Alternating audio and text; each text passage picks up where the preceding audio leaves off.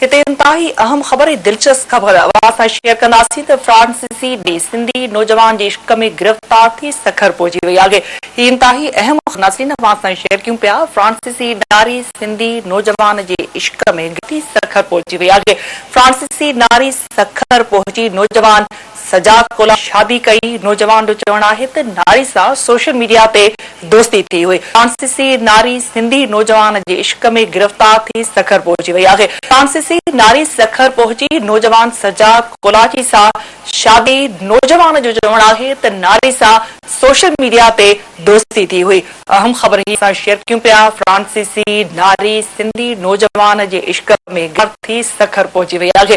फ्रांसीसी नारी सखर पहुची नौजवान सजाद कोला सां शादी कई आहे। नौजवान जो चवणु आहे त नारी सां सोशल मीडिया ते दोस्ती थी हुई। ही अहम ख़बर नाज़रीन अवां सां शेयर कयूं पिया।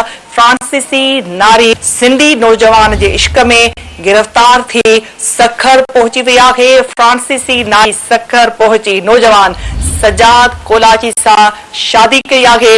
नौजवान जो चवणु आहे त नारी सां सोशल मीडिया ते दोस्ती थी हुई। इन ख़बर जा वधीक अपडेट्स मालूम करण लाइ असां राब्तो कयो आहे सखर में सिंध टीवी न्यूज़ जे रिपोर्टर नज़ाकत जतोई सां।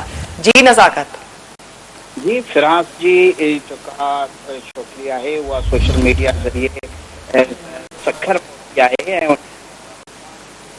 सजाद हुसैन कोलाची आहे। उन सां मोहबत में गिरफ़्तार थी हूअ शादी करण जे लाइ सखर पहुती ऐं गुज़िरियल राति जेको आहे नौजवान पारां ॿुधायो वियो त एम्बेसडी खे ॿुधाइण खां पोइ जेको आहे उन निकाह वारी तकरीब कई आहे ऐं उन खां पोइ अॼु जेको आहे हू इस्लामाबाद जे लाइ रवाना थी विया आहिनि। इन हवाले सां नौजवान जो चवणु आहे त फ्रांस जी जेका छोकिरी आहे उहा हिते पहुती ऐं उन सोबत हुजण जे करे उन्हनि पाण में शादी कई आहे। जी ठीकु आहे। नज़ाकत अपडेट करण लाइ वॾी महिरबानी।